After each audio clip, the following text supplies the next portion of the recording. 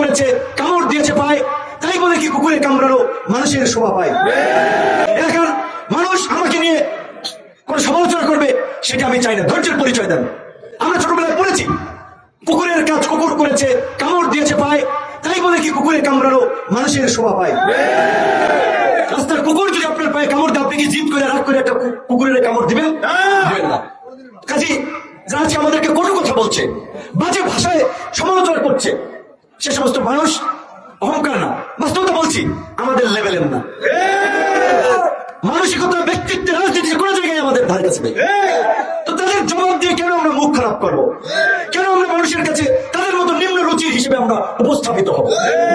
কাজে এই জন্য বলেছি, যে যেমন বলুক, আমাদের সাহস এবং শক্তির জায়গা হচ্ছে জনগণ।